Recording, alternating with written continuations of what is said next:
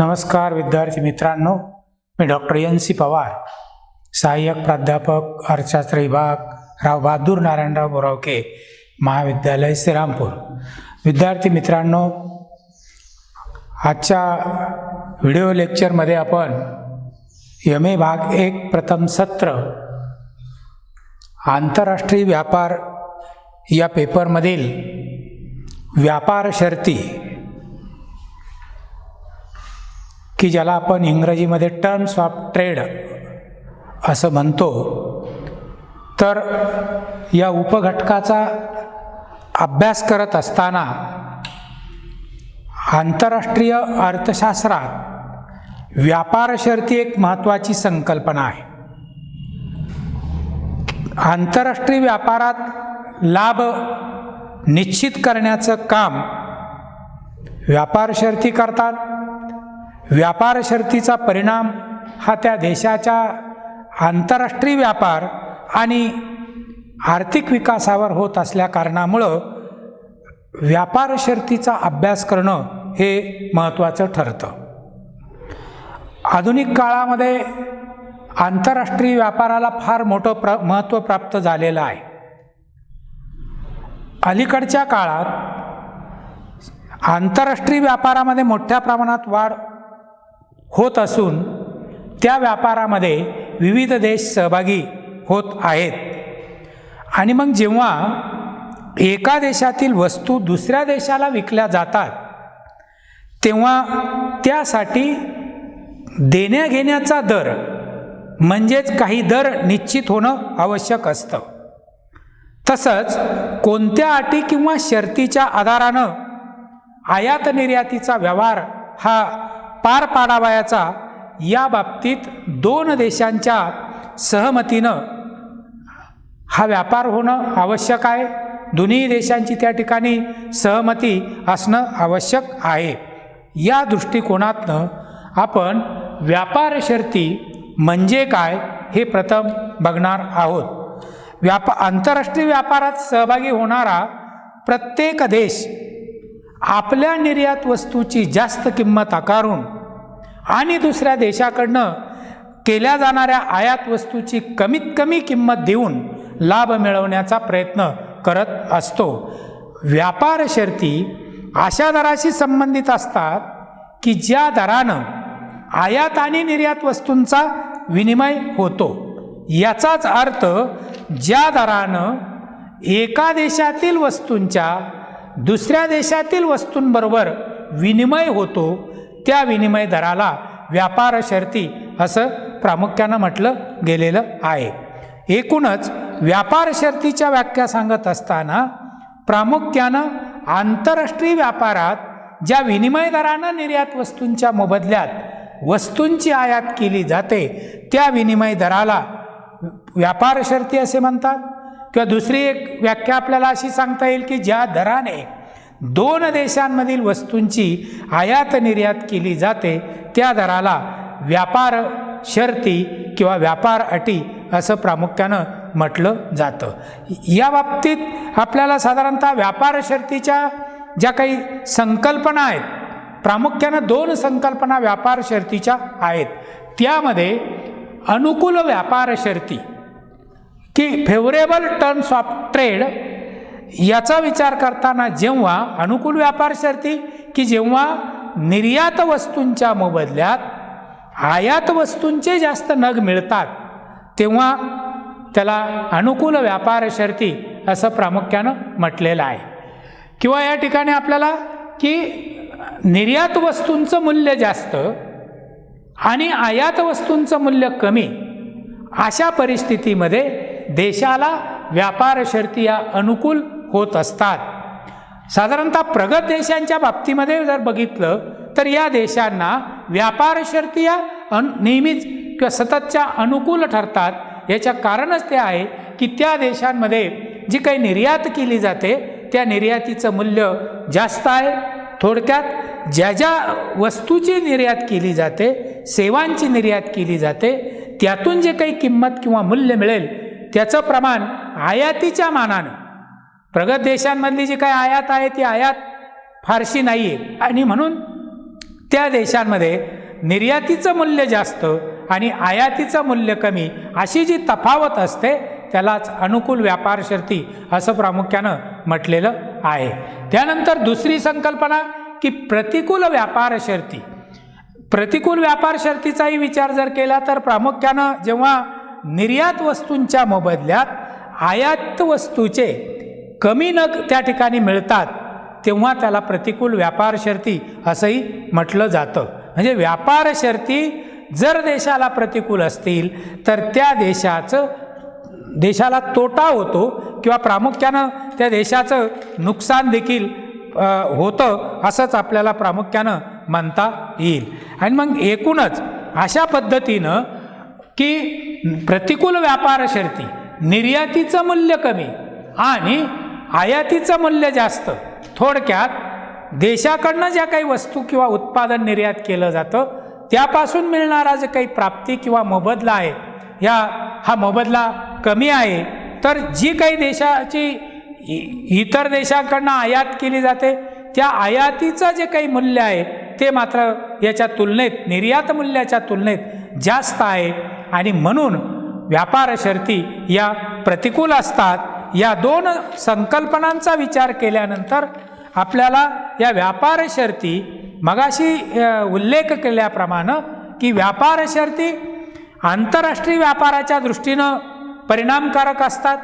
का असतात तर आंतरराष्ट्रीय देणीघेणी मिटवण्यासाठी व्यापार शर्तींचा मोठ्या प्रमाणावरती उपयोग होतो आणि म्हणूनच व्यापार शर्तीबाबत युरोप, अमेरिका या देशांमध्ये सनातनपंथी अर्थतज्ञांनी व्यापार शर्तींना अनन्यसाधारण महत्त्व दिल्याचं दिसून येतं की ज्यामध्ये प्राध्यापक J.S. मिल, रिकार्डो ही जी काही प्रमुख सनातनपंथी अर्थतज्ञ आहेत त्यामध्येच आधुनिक अर्थतज्ञांमध्ये लॉर्ड केन्स, प्रोफेसर रॉबर्टसन यांनी देखील व्यापार शर्ती एक महत्त्वाचं तथ्य म्हणून स्वीकारलेलं आहे की व्यापार शर्तीचा आर्थिक व्यवहाराच्या दृष्टीने आणि जागतिकीकरणाच्या दृष्टीनं विचार जर केला तर व्यापार शर्तीचं काही महत्त्वसुद्धा काही मुद्द्यांच्या आधारे आपल्याला स्पष्ट करता येईल.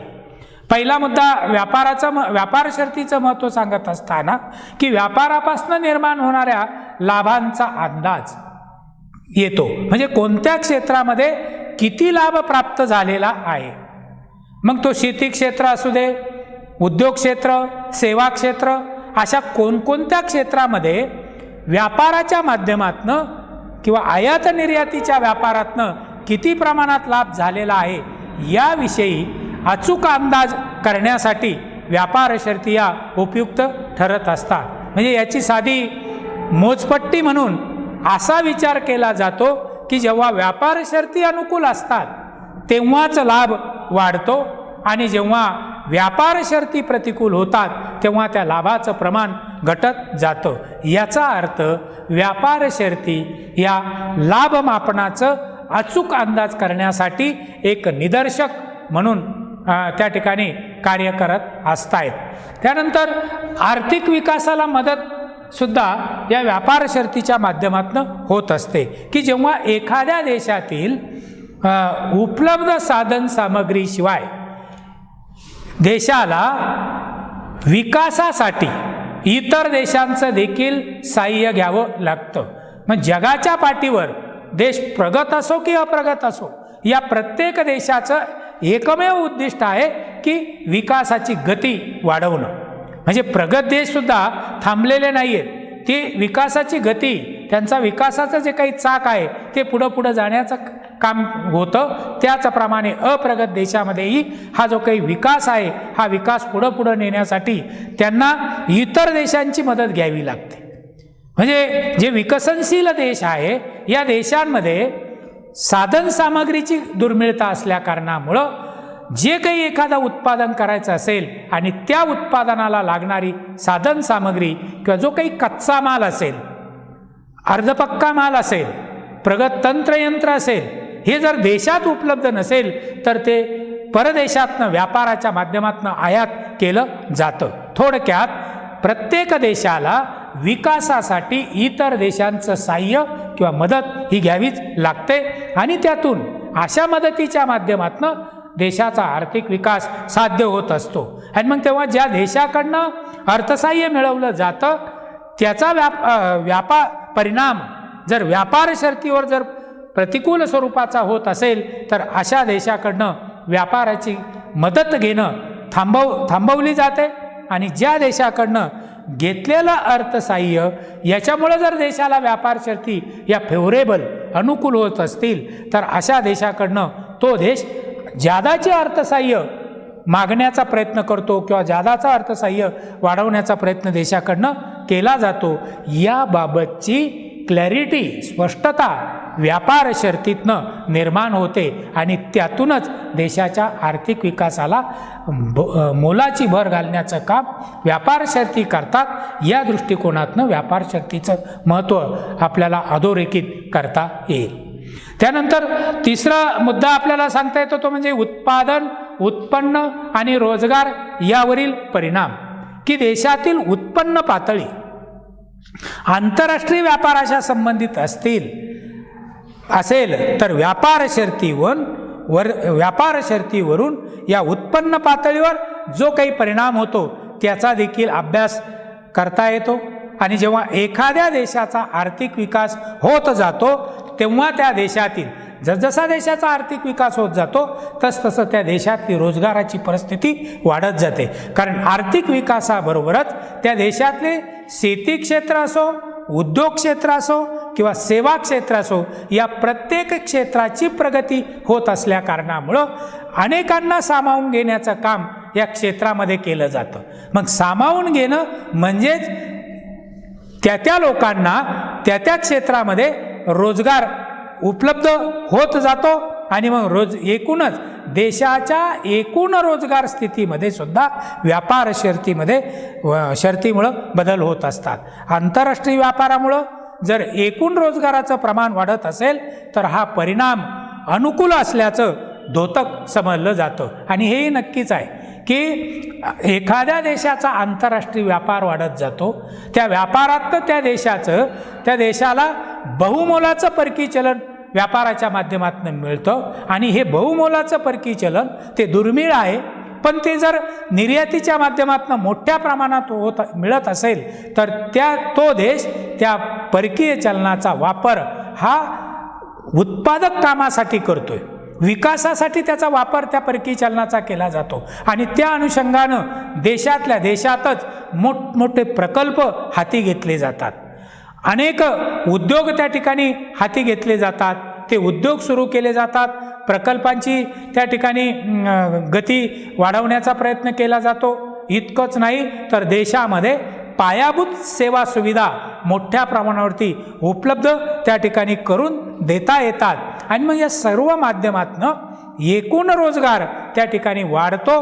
परिणामी या ठिकाणी देशाला व्यापार शर्ती अनुकूल झाल्याचा आपल्याला या ठिकाणी स्पष्टता येते. आणि मग एकूणच अनुकूल व्यापार शर्तीच्या काळात उत्पन्नाच्या परिस्थितीत बदल होतो. उत्पन्न वाढतं. देशामध्ये विविध प्रकारच्या वस्तू आणि सेवांचं उत्पादन वाढीला लागतं.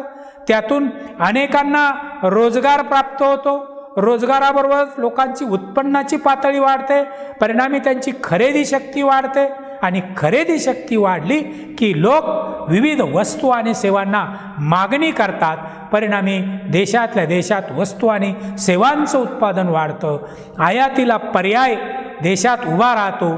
देशामध्ये आयात पर्यायीकरण होतं. हा एक चांगला पॉझिटिव्ह अनुकूल परिणाम या व्यापार शर्तीमुळं प्रामुख्यानं होत असतो.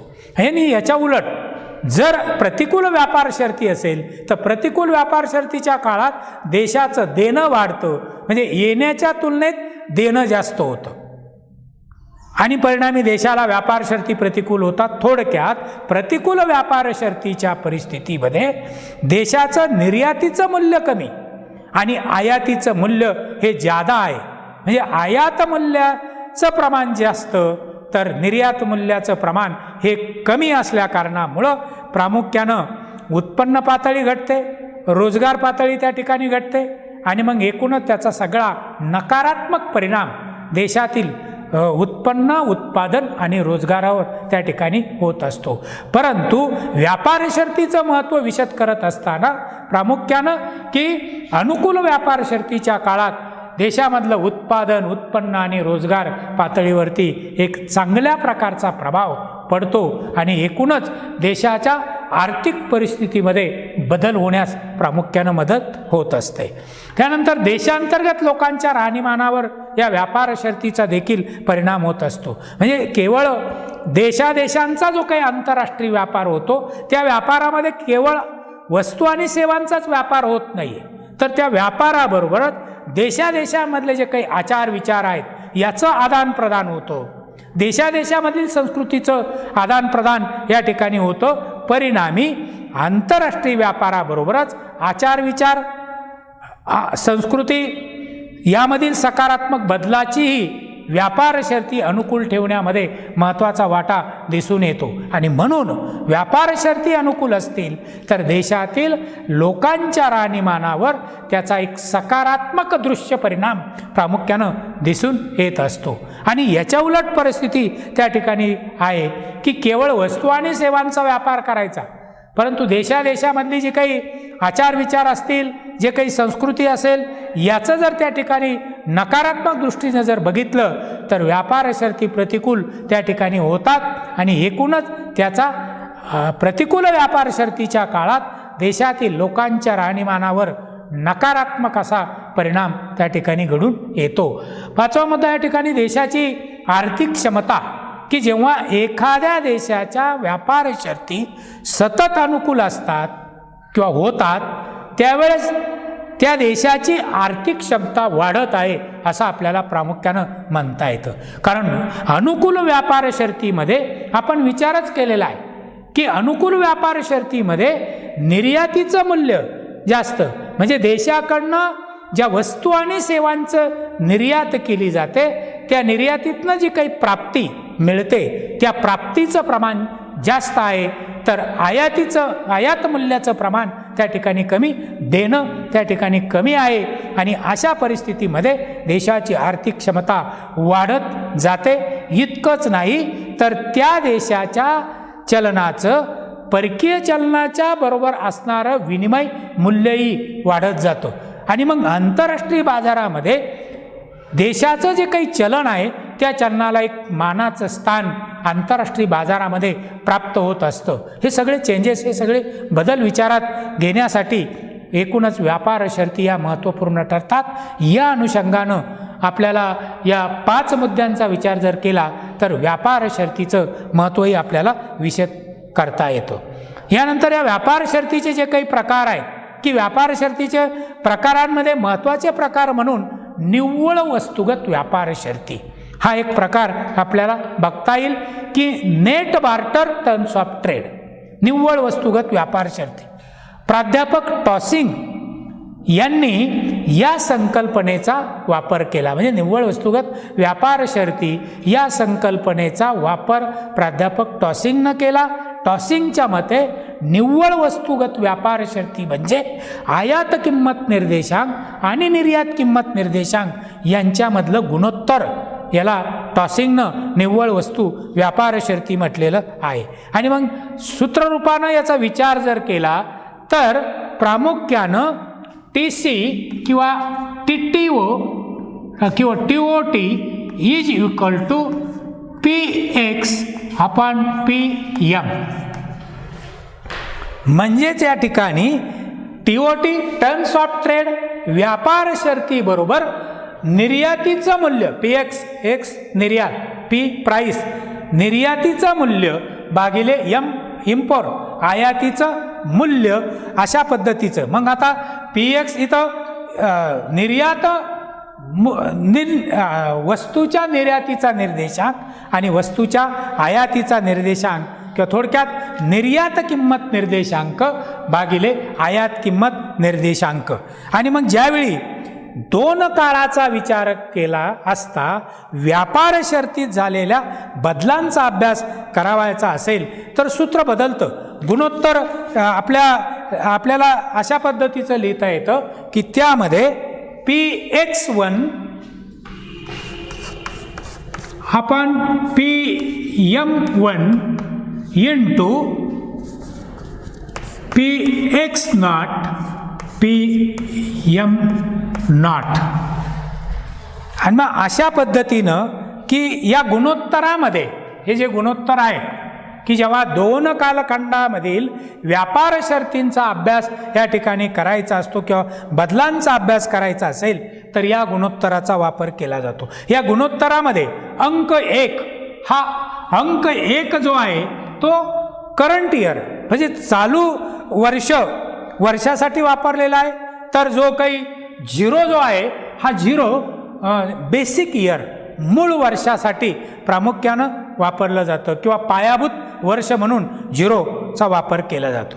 की मूळ वर्षातील आयात आणि निर्यात किंमत निर्देशांक हे नेहमीच गृहीत धरलेलं आहे की हे नेहमीच 100 आहेत, 100 आहे असं समजलं जातं आणि त्याच्यामुळं मूळ वर्षातल्या व्यापार शर्ती ह्या 100/100 म्हणजे त्या ठिकाणी 1 किंवा 1 इतक्या असतात. आता आपल्याला या ठिकाणी उदाहरण घेऊया की निव्वळ वस्तुगत व्यापार शर्ती मापनाचं विचार करताना टॉशिंगनं जे सूत्र दिलं त्यामध्ये की समजा चालू वर्षातील किंमत निर्देशांक हा साधारण चालू वर्षातील किंमत निर्देशांक हा 160 आहे. म्हणजे या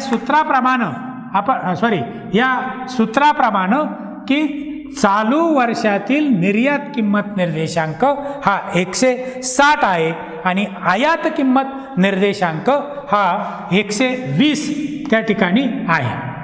मग आता याचं उत्तर या ठिकाणी जर बघितलं तर 160/120 या ठिकाणी मूळ वर्ष हे 100च मानलेलं आहे आणि म्हणून 100/100 तर प्रामुख्यानं या ठिकाणी 1.33 म्हणजेच 1.33 याचं 1.33 थोडक्यात आपल्याला यावरनं असं म्हणता येतं की मूळ वर्षापेक्षा चालू वर्षी व्यापार शर्तीत 33% सुधारणा झालेली आहे. म्हणजे याचाच अर्थ भारताच्या निव्वळ वस्तू व्यापार शर्तीमध्ये 33% सुधारणा झाली किंवा भारताला व्यापार शर्ती या 33% अनुकूल झालेल्या आहेत. अल्प काळात देशाच्या व्यापार स्थितीत होणारा बदल मोडण्यासाठी एक उपयुक्त साधन म्हणून निव्वळ वस्तू व्यापार शर्तीचा उपयोग हा व्यवहारामध्ये मोठ्या प्रमाणावरती केला जातो. त्यानंतर व्यापार शर्तीचा दुसरा प्रकार आहे तो म्हणजे स्थूल वस्तू व्यापार शर्ती की ज्याला आपण gross barter terms of trade असं इंग्रजीमध्ये म्हणतो. स्थूल वस्तू व्यापार शर्ती देशाच्या आयात निर्यात वस्तूच्या परिमाणाचं असलेलं गुणोत्तर म्हणजे स्थूल वस्तू व्यापार शर्ती आणि त्याचं सुद्धा एक सूत्र आहे आणि त्या स्थूल वस्तू व्यापार शर्ती gross barter terms of trade की ज्याला आपण या ठिकाणी TG म्हणूया, ग्रॉस टर्म्स ऑफ ट्रेड शॉर्टमध्ये TG म्हटलं आणि प्रामुख्यानं QM/QX म्हणजेच या ठिकाणी TGचा अर्थ स्थूल वस्तू व्यापार शर्ती, QMचा अर्थ आयातीचे परिमाण आणि क्वांटिटी ऑफ इम्पोर्ट आणि क्वांटिटी ऑफ एक्सपोर्ट निर्यातीचे परिमाण.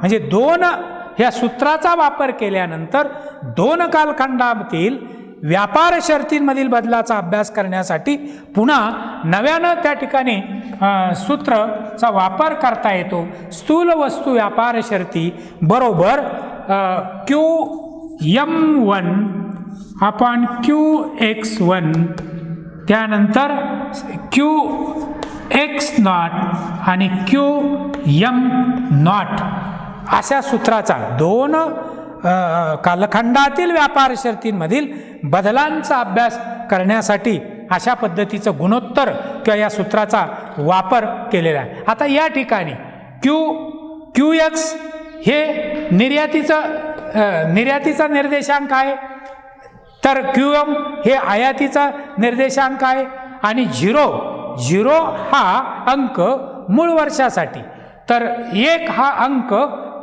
करंट इयर चालू वर्षासाठी या ठिकाणी विचारात घेतलेला आहे। स्थूल वस्तू व्यापार शर्ती या प्रकारानुसार चालू वर्षातील स्थूल वस्तू व्यापार शर्तीमध्ये जर बदल झाला तर तो बदल अनुकूल असतो। कारण का तर विशिष्ट निर्यात वस्तूच्या मोबदल्यामध्ये अधिक आयात वस्तू त्या ठिकाणी प्राप्त होत असतात। या अर्थानं चालू वर्षातल्या स्थूल वस्तू व्यापार शर्तीमध्ये जर वाढ झाली तर तो बदल अनुकूल झाला, सकारात्मक झाला असंही प्रामुख्यानं आपल्याला म्हणता येतं। अशा पद्धतीनं व्यापार शर्ती व्याख्या, संकल्पना, महत्त्व आणि व्यापार शर्तीचे 2 प्रकार या ठिकाणी आजच्या आपण या लेक्चरमध्ये अभ्यासलेले आहेत। धन्यवाद।